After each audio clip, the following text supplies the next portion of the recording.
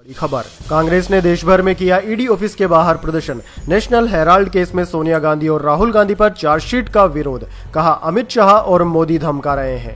जी हां दोस्तों, परिवर्तन निर्देशालय यानी कि एनफोर्समेंट डायरेक्टरेट यानी कि ईडी ने कांग्रेस के नेशनल हेराल्ड अखबार और एसोसिएट जर्नल्स लिमिटेड एजीएल से जुड़े मनी लॉन्ड्रिंग केस में मंगलवार को पहली चार्जशीट दाखिल कर दी। इसमें सोनिया गांधी, राहुल गांधी, सैम पित्रोदा और सुमन दुबे के नाम शामिल हैं। इसके विरोध में पार्टी देश भर में ईडी दफ्तरों के बाहर बुधवार को विरोध प्रदर्शन कर रही थी। दरअसल दोस्तों, दिल्ली में पार्टी मुख्यालय के सामने प्रदर्शन कर रहे कार्यकर्ताओं को दिल्ली पुलिस ने हिरासत में लिया। मामले की सुनवाई अब 25 अप्रैल को दिल्ली के रावत एवेन्यू कोर्ट में होगी। कोर्ट ने ईडी के मामले की केस डायरी भी मांगी है। चलिए दोस्तों, जान लेते हैं अगली खबर। ममता बनर्जी बोली, योगी सबसे बड़े भोगी हैं। इमामों की बैठक में कहा, मुर्शिदाबाद दंगे में भाजपा और बीएसएफ की मिली भगत, बांग्लादेशी घुसपैठिए बुलाकर दंगे करवाए।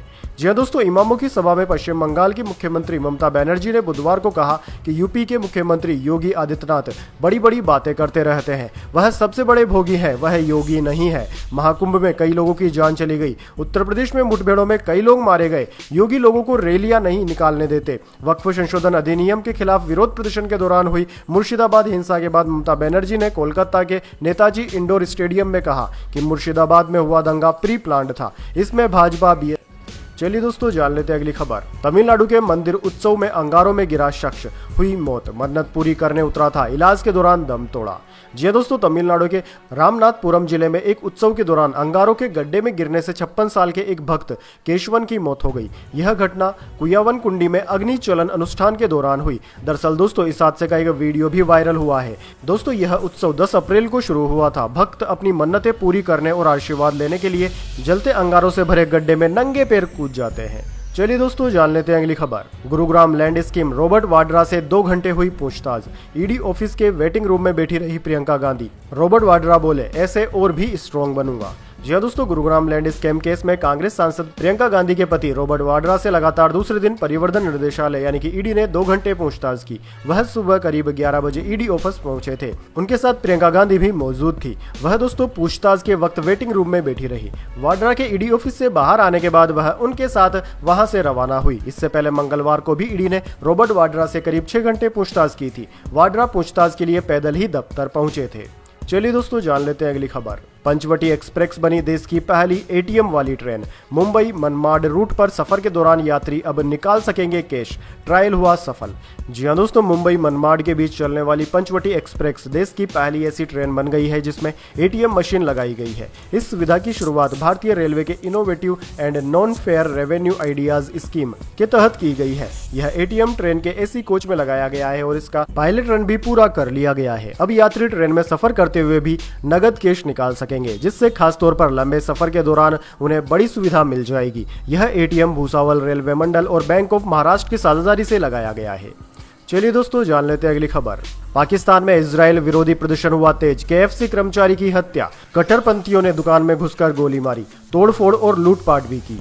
जी हां दोस्तों, पाकिस्तान के पंजाब में इजराइल विरोधी प्रदर्शनकारियों ने अमेरिकी फास्ट फूड रेस्टोरेंट केएफसी के आउटलेट पर लूटपाट और तोड़फोड़ कर डाली। कट्टरपंथी इस्लामी ग्रुप तहरीक लब्बैक पाकिस्तान टीएलपी के हमले में केएफसी के कर्मचारी की मौत हो गई है। पुलिस ने मंगलवार को यह जानकारी दी। दरअसल दोस्तों, यह घटना लाहौर से लगभग 50 किलोमीटर दूर शेखपुरा में घटी। पुलिस के मुताबिक टीएलपी कार्यकर्ताओं के एक बड़े ग्रुप ने सुबह सुबह केएफसी आउटलेट पर धावा बोल दिया। चलिए दोस्तों, जान लेते हैं अगली खबर। बुखार उतारने वाली यह गोली गला रही है आपकी लीवर और किडनी। अमेरिका के डॉक्टर ने बताया, मिठाई की तरह खा रहे 52वें चीफ जस्टिस बनेंगे जस्टिस बीआर गवई। देश के दूसरे दलित चीफ जस्टिस होंगे। 7 महीने का कार्यकाल, 14 मई से संभालेंगे काम। जी हां दोस्तों, भारत के मुख्य न्यायाधीश संजीव खन्ना ने अपने उत्तराधिकारी के रूप में जस्टिस बीआर गवई के नाम की आधिकारिक सिफारिश की है। उनके नाम को मंजूरी के लिए केंद्रीय कानून मंत्रालय को भेज दिया गया है। इसके साथ ही जस्टिस भूषण रामकृष्ण गवई का भारत का 52वां मुख्य न्यायाधीश बनना लगभग तय हो गया है। दोस्तों, परंपरा है कि मौजूदा सीजीआई अपने उत्तराधिकारी के नाम की सिफारिश तभी करते हैं जब उन्हें कानून मंत्रालय से ऐसा करने का आग्रह किया जाता है। मौजूदा सीजीआई संजीव खन्ना का कार्यकाल 13 मई को खत्म हो रहा है। सीजीआई खन्ना के बाद वरिष्ठता सूची में जस्टिस गवई का नाम है, इसलिए जस्टिस खन्ना ने उनका नाम आगे बढ़ाया है। हालांकि उनका कार्यकाल सिर्फ 7 महीनों का होगा। चलिए दोस्तों, जान लेते हैं अगली खबर। देश में बाड़मेर सबसे गर्म शहर रहा। श्रीनगर में रिकॉर्ड तोड़ गर्मी, 80 साल का रिकॉर्ड टूटा। 25 राज्यों में आंधी बारिश, बिहार झारखंड में येलो अलर्ट जारी। जी दोस्तों, भारतीय मौसम विज्ञान विभाग ने देश के 25 राज्यों में आंधी बारिश का अनुमान जताया है। बिहार, असम और ओडिशा में तेज बारिश की आशंका है। इसके अलावा दोस्तों झारखंड, ओडिशा और मेघालय में ओले भी गिर सकते हैं। भारतीय मौसम विज्ञान विभाग ने कहा है कि बीते दिन श्रीनगर का बीते 80 सालों में सबसे ज्यादा गर्म दिन रहा। शहर का तापमान सामान्य से 10.2 डिग्री ज्यादा 30.4 डिग्री सेल्सियस रिकॉर्ड किया गया था। श्रीनगर में इस वक्त औसत तापमान 20.2 डिग्री सेल्सियस रहता है। वहीं दोस्तों जम्मू कश्मीर की ग्रीष्मकालीन राजधानी में इससे पहले 20 अप्रैल 1946 को सबसे ज्यादा तापमान 31.1 डिग्री दर्ज किया गया था। वहीं दोस्तों दूसरी ओर राजस्थान का बाड़मेर लगातार दूसरे दिन देश में सबसे गर्म रहा। जिले का तापमान 45.5 डिग्री सेल्सियस दर्ज किया गया।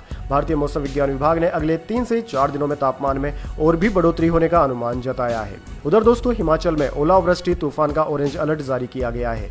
यहाँ के 4 जिलों में भारी बारिश हो सकती है। अगले 5 दिन राज्य में मौसम खराब बना रहेगा। हरियाणा में आज बूंदाबांदी की संभावना है। चलिए दोस्तों जान लेते हैं अगली बड़ी खबर। अमेरिकी राष्ट्रपति डोनाल्ड ट्रंप को अब सीधे कवर नहीं कर पाएंगी बड़ी न्यूज एजेंसियां। व्हाइट हाउस ने राइटर्स, ब्लूमबर्ग और एपी को प्रेस पूल से बाहर कर दिया।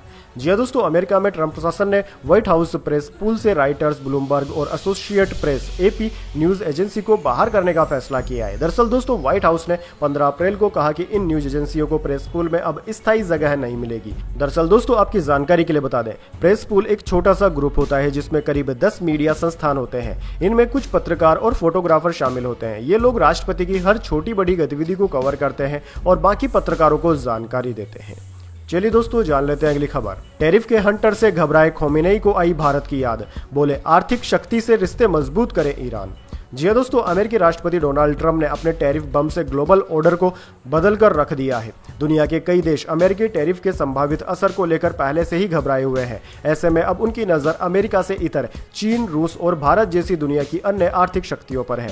ऐसा ही कुछ डर ईरान को भी महसूस हो रहा है, जो अब भारत के साथ व्यापारिक संबंधों को और मजबूत करने की वकालत कर रहा है। दरअसल दोस्तों रेसिप्रोकल टैरिफ के हंटर से परेशान ईरान के supreme leader Ayatollah Ali Khomeini ने भारत, चाइना और रूस जैसी आर्थिक शक्तियों के साथ व्यापार संबंधों को विस्तार देने की बात कही है। चलिए दोस्तों जान लेते हैं अगली खबर। डोनाल्ड ट्रंप बोले हार्वर्ड के टीचर मूर्ख हैं, यूनिवर्सिटी मजाक बन गई है, ये अब पढ़ने लायक जगह नहीं रही। कल 18,000 करोड़ रुपए की फंडिंग रोक दी थी। जी हाँ दोस्तों, अमेरिकी राष्ट्रपति डोनाल्ड ट्रंप ने एक बार फिर हार्वर्ड यूनिवर्सिटी पर निशाना साधा है।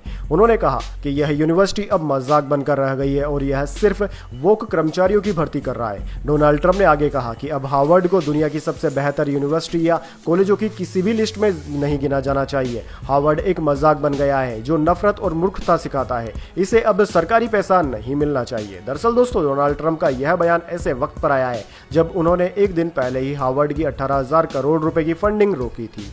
चलिए दोस्तों जान लेते हैं अगली खबर। वक्फ बोर्ड में पदेन अधिकारियों के अलावा मुस्लिम सदस्य ही हों, सुप्रीम कोर्ट की टिप्पणी। जी हां दोस्तों, वक्फ संशोधन अधिनियम को चुनौती देने वाली याचिकाओं पर सुनवाई करते हुए सुप्रीम कोर्ट ने केंद्र से नए कानून के कई प्रावधानों, खासकर वक्फ बाय यूजर संपत्तियों के प्रावधानों पर कड़े सवाल पूछे।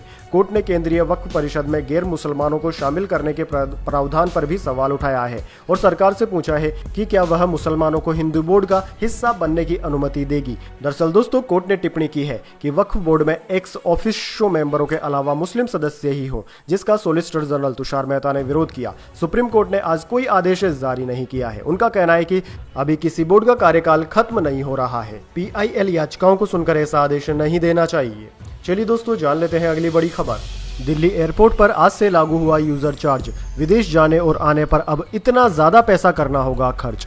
जी दोस्तों, दिल्ली के इंदिरा गांधी इंटरनेशनल एयरपोर्ट पर 16 अप्रैल से अंतर्राष्ट्रीय यात्रियों के लिए यूजर चार्ज में बढ़ोतरी कर दी गई है। यहां डोमेस्टिक पैसेंजर्स के लिए शुल्क में कोई बदलाव नहीं हुआ है। वहीं दोस्तों इंटरनेशनल पैसेंजर्स के लिए यह बढ़ोतरी उनके ट्रेवल कॉस्ट को थोड़ा बढ़ा सकती है। दरअसल दोस्तों इंटरनेशनल पैसेंजर्स के लिए किए गए बदलावों के बाद अब इकोनॉमी क्लास वाले यात्रियों को यूजर चार्ज के तौर पर 659 रुपए का भुगतान करना होगा, जो कि 404% की बढ़ोतरी है। वहीं बिजनेस क्लास के यात्रियों को 810 रुपए का भुगतान करना होगा, जो कि 528% की बढ़ोतरी है। वहीं दोस्तों अराइवल करने वाले इंटरनेशनल पैसेंजर्स के लिए इकोनॉमिक क्लास के लिए यूजर चार्ज 275 रुपए और बिजनेस क्लास के लिए 345 रुपए होगा। डोमेस्टिक यात्रियों को फिलहाल डिपार्चर पर 129 रुपए और अराइवल पर 56 रुपए का भुगतान करना होता है।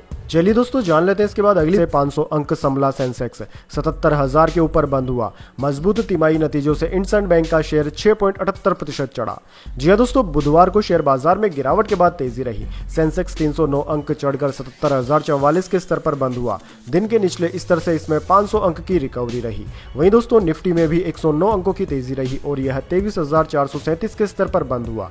दिन के निचले स्तर से इसमें 164 अंक की रिकवरी आई। दोस्तों सेंसेक्स के 30 शेयरों में से आज 18 में तेजी और 12 में गिरावट देखने को मिली, जबकि निफ्टी 50 के 50 शेयरों में से 33 में तेजी और महज 17 शेयरों में गिरावट देखने को मिली। बात करें दोस्तों निफ्टी 50 के टॉप गेनर और टॉप लूजर स्टॉक्स की, तो दोस्तों आज के मार्केट में निफ्टी 50 के टॉप गेनर्स में एक्सिस बैंक, ओएनजीसी और ट्रेंड रहे, जबकि निफ्टी 50 के टॉप लूजर्स में मारुति सुजुकी, हिंडाल्को और टाटा मोटर्स रहे। चलिए दोस्तों जान लेते हैं अगली खबर। सोने ने बनाया नया रिकॉर्ड, पहली बार 94,000 के पार। इस साल 18,417 रुपए महंगा हुआ। साल के आखिर तक 1.10 लाख तक जा सकता है। जी दोस्तों, सोने के दाम ने 16 अप्रैल को नया ऑल टाइम हाई बनाया। Indian Boolean and jeweller association के अनुसार 10 ग्राम 24 कैरेट सोने का दाम 1477 रुपए बढ़कर 94,579 पर पहुंच गया। इससे पहले 10 ग्राम सोने की कीमत 93,102 रुपए थी। वहीं दोस्तों 1 किलो चांदी की कीमत आज 373 रुपए बढ़कर 96,575 रुपए प्रति किलोग्राम हो गई है। इससे पहले चांदी का भाव 95,030 रुपए प्रति किलोग्राम पर था। चलिए दोस्तों जान लेते हैं अगली खबर। चीन के 125% के जवाब में डोनाल्ड ट्रंप का 245% टैरिफ। चीन बोला टैरिफ वॉर से नहीं डरते, अमेरिका ने शुरू किया, हम जवाब दे रहे। जी हाँ दोस्तों, अमेरिका और चीन के बीच टैरिफ वॉर और आगे बढ़ गई है। अमेरिका ने अब चीन पर 100% और टैरिफ लगा दिया है। इसके साथ अमेरिका इंपोर्ट होने वाली चीनी सामानों पर कुल टैरिफ 245% हो गया है। चीन ने 11 अप्रैल को अमेरिकी सामान पर 125% टैरिफ लगाया था। इसके जवाब में ट्रंप ने नया टैरिफ लगाया है। इससे पहले चाइना ने कहा था कि अब वह अमेरिका की तरफ से लगाए जाने वाले किसी भी अतिरिक्त टैक्स का जवाब नहीं देगा। चलिए दोस्तों जान लेते हैं अगली खबर। पाकिस्तान हो या फिर चीन, समंदर में भारत के सामने नहीं टिकेगा कोई देश। आईएनएस विक्रांत और राफेल एम के कॉम्बिनेशन से बनेगा सुपर पावर। जी हां दोस्तों, नौसेना की ताकत को और बढ़ाने के लिए मोदी सरकार ने फ्रांस से 26 राफेल मरीन लड़ाकू जेट खरीदने के लिए 64,000 करोड़ रुपए के प्रस्ताव को मंजूरी दे दी है। ये फाइटर जेट भारत के पहले घरेलू एयरक्राफ्ट कैरियर आईएनएस विक्रांत से ऑपरेट होंगे। इसे सितंबर 2022 में कमीशन किया गया था। प्रधानमंत्री नरेंद्र मोदी की अध्यक्षता वाली सुरक्षा मामलों की कमेटी समिति CCS की ओर से स्वीकृत इस सौदे में 22 सिंगल सीटर कैरियर सक्षम राफेल एम जेट और 4 ट्विन सीटर ट्रेनर वेरिएंट शामिल हैं। इस डील पर हस्ताक्षर होने के 3.5 साल बाद डिलीवरी शुरू होगी और 2031 तक पूरी होने की उम्मीद है। चलिए दोस्तों जान लेते हैं अगली खबर। सिकंदर की ट्रोलिंग पर अक्षय कुमार ने सलमान खान को किया सपोर्ट। एक्टर ने ट्रोल